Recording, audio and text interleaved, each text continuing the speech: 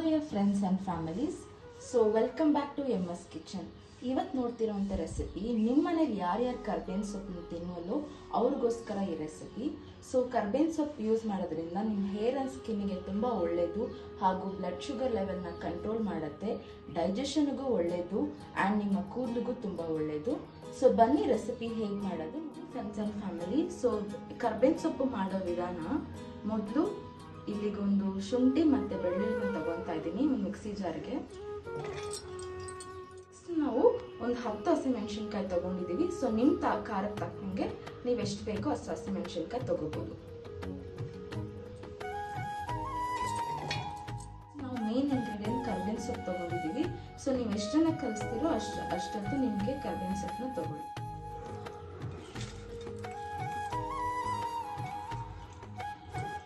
ಸ್ವಲ್ಪ ಪುದೀನ ತಗೊತಾ ಇದ್ದೀನಿ, ಇದಕ್ಕೆ ಮಿಕ್ಸ್ ಮಾಡ್ಕೊತೀನಿ. ಎಲ್ಲ ಹಾಕೊಂಡಿರೋ ಇಂಗ್ರೀಡಿಯೆಂಟ್ಸ್ನ ಫೈನ್ ಪೇಸ್ಟ್ ಆಗಿ ಮಾಡ್ಕೊಂಡಿದ್ದೀವಿ ಇಲ್ಲಿ ಮಿಕ್ಸಿ ಜಾರ್. ಇವಾಗ ಒಗ್ಗರಣೆ ಮಾಡೋದು ಹೇಗೆ ಅಂತ ನೋಡೋಣ. ಸೊ ಒಂದು ಬಾಣಲೆ ಇಟ್ಕೊತಾ ಇದ್ದೀವಿ. ಬಾಣಲೆಗೆ ಸ್ವಲ್ಪ ಎಣ್ಣೆ ಹಾಕ್ಕೊತಾ ಇದ್ದೀವಿ.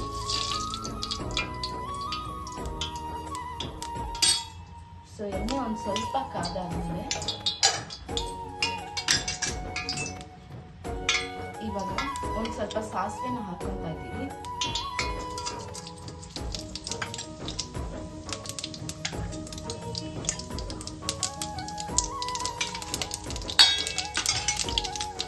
ಅದಾದ್ಮೇಲೆ ಸಣ್ಣಗೆ ಹಚ್ಕೊಂಡಿರೋ ಎಳ್ಳುಳ್ಳಿ ಮಾಡ್ಕೊತಾ ಇದ್ದೀವಿ.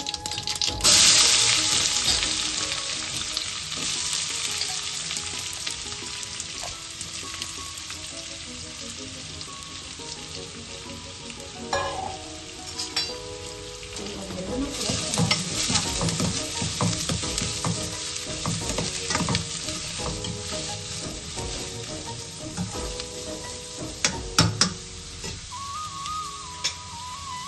ಸೊ ಈ ಟೈಮಲ್ಲಿ ರುಚಿಗೆ ತಕ್ಕಷ್ಟು ಉಪ್ಪನ್ನ ಸೇರಿಸ್ಕೊಂಡಿದ್ದೀವಿ.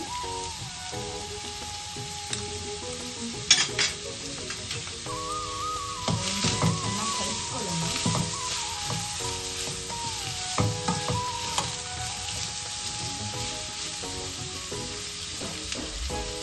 ಚೆನ್ನಾಗಿ ಫ್ರೈ ಆಗೋ ಸಮಯದಲ್ಲಿ ಒಂದು 1/4 ಟೀ ಸ್ಪೂನ್ ಅಷ್ಟು ಹಸಿರು ಹುಳಿ ಸೇರಿಸ್ಕೊಳ್ತಾ ಇದ್ದೀವಿ.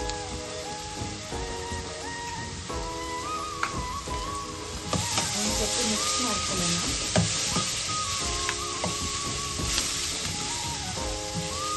ಮಿಕ್ಸಿ ಜಾರಲ್ಲಿ ರುಬ್ಬಿಟ್ಕೊಂಡಿರೋ ಪೇಸ್ಟ್ನ ಇದು ಬಾಂಡಿಗೆ ಆ್ಯಡ್ ಮಾಡ್ಕೊತಾ ಇದ್ದೀವಿ.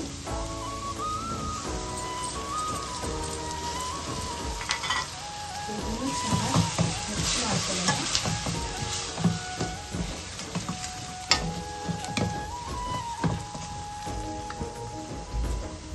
ಆಲ್ರೆಡಿ ಎಣ್ಣೆಯಲ್ಲಿ ಕಡಲೆಬೇಳೆ ಮತ್ತು ಕಡಲೆಕಾಯಿನ ಹುರಿದಿಟ್ಕೊಳ್ಳೋದು ಕೂಡ ಸೇರಿಸ್ಕೊತಾ ಇದ್ದೀವಿ.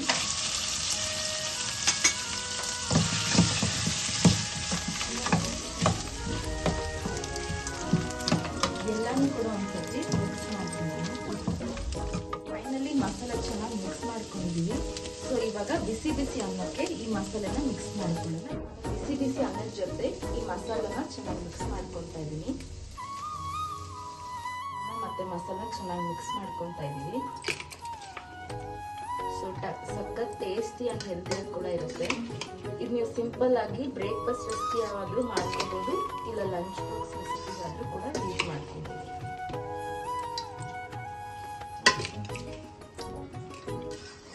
ನೋಡಿ ಫ್ರೆಂಡ್ಸ್ ಆ್ಯಂಡ್ ಫ್ಯಾಮಿಲೀಸ್, ಫೈನಲಿ ನಾವು ರೆಡಿ ಮಾಡಿರೋ ರೈಸ್ ರೆಡಿ ಆಗಿದೆ.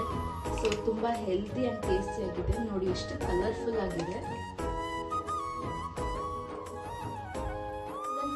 ಫೈನಲಿ ನಾವು ಮಾಡಿರುವ ಕರ್ಬೇವಿನ ಸೊಪ್ಪು ರೈಸ್ ಬಾತ್ ರೆಡಿ ಆಗಿದೆ. ಸೊ ನಾನಿಲ್ಲಿ ಎಗ್ ಮಸಾಲನ ತಗೊಂಡಿದ್ದೀನಿ.